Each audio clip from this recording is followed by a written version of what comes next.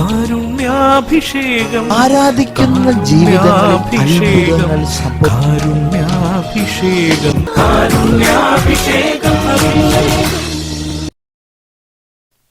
ഈശോയിൽ പ്രിയ നിറഞ്ഞവരെ, നാം എല്ലാവരും ഈശോയുടെ ഏറ്റവും ഹൃദയത്തോട് ചേർന്ന ശിഷ്യത്വം അനുഭവിക്കുവാനായിട്ട് വിളിക്കപ്പെട്ടവരാണ്. വിളിച്ചവൻ്റെ ഉദ്ദേശവും വിളിച്ചവൻ്റെ ഇഷ്ടങ്ങളും പൂർത്തീകരിക്കുവാനായി ഒരു ശിഷ്യൻ തയ്യാറാകുന്നിടത്താണ് ശിഷ്യത്വം പൂർണ്ണതയിലേക്ക് കടക്കുകയുള്ളൂ. മറിച്ച് വിളിച്ചവന് പകരം മറ്റു പലരുടെയും ഇഷ്ടങ്ങൾക്കും താല്പര്യങ്ങൾക്കുമായി എൻ്റെ ജീവിതത്തെ ഞാൻ മാറ്റിവെക്കുമ്പോൾ, അതിന് പുറകെ ഞാൻ ഓടാൻ തുടങ്ങുമ്പോൾ എൻ്റെ ശിഷ്യത്വം അത് തളർച്ചയിലേക്ക് പോവുകയാണ്. വളർച്ചയല്ല, തളർച്ചയാണ് അവിടെ ഉണ്ടാവുക.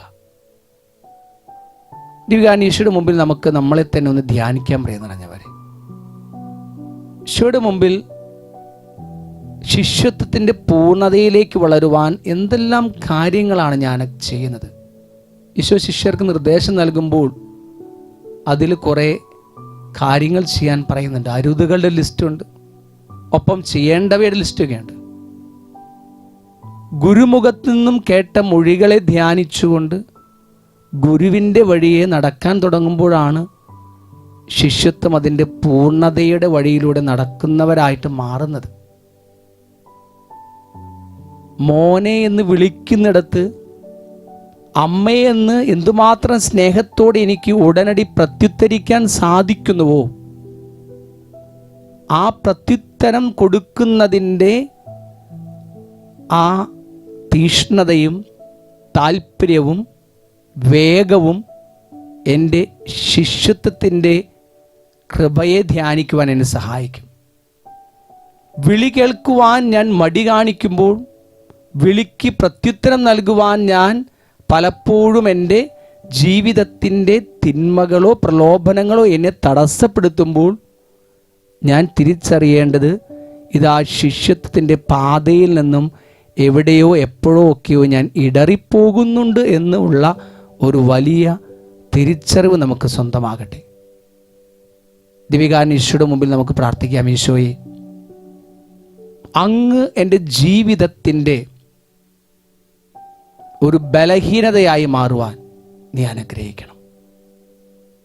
ഈശോയെ, അങ്ങ് എൻ്റെ ബലഹീനതയായാൽ മാത്രമാണ് എൻ്റെ ജീവിതത്തിൻ്റെ ശിഷ്യത്വത്തിൻ്റെ പൂർണ്ണതയിൽ നടക്കുന്ന ശിഷ്യനായി തീരുവാൻ എനിക്ക് സാധിക്കുകയുള്ളൂ. ഒരു നിമിഷം നമുക്ക് പ്രാർത്ഥിക്കാം. ദിവ്യകാരുണ്യ ഈശോയെ, ഞങ്ങളുടെ ജീവിതത്തിൽ അങ്ങ് ഞങ്ങളുടെ ജീവിതത്തിൻ്റെ ഒരു ബലഹീനതയായി മാറട്ടെ. പൗലോസിനെ പോലെ ഉറക്കെ പറയാൻ, ഈ ഭൂമിയിൽ ഒന്നിനും തന്നെ അങ്ങയുടെ സ്നേഹത്തിൽ നിന്ന് എന്നെ വേർതിരിക്കാൻ സാധിക്കുകയില്ല.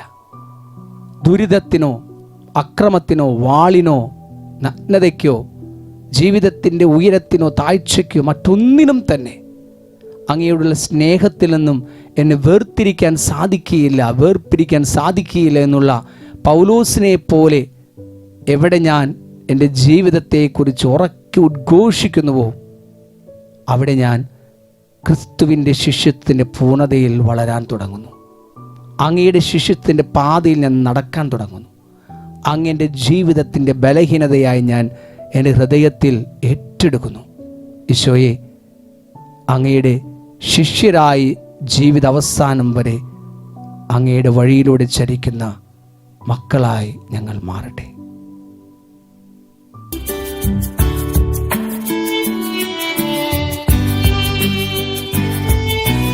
ഭാരത്താൽ ഞാൻ തളർന്നിടുമ്പോൾ ശക്തിയായി എന്നിൽ നിറഞ്ഞിടണേ. ഭാരത്താൽ ഞാൻ തളർന്നിടുമ്പോൾ ശക്തിയായി എന്നിൽ നിറഞ്ഞിടണേ. ആത്മാവാം ദൈവമേ വരണേ, എൻ്റെ ഉള്ളിൽ വസിക്കാൻ വരണേ. ആത്മാവാം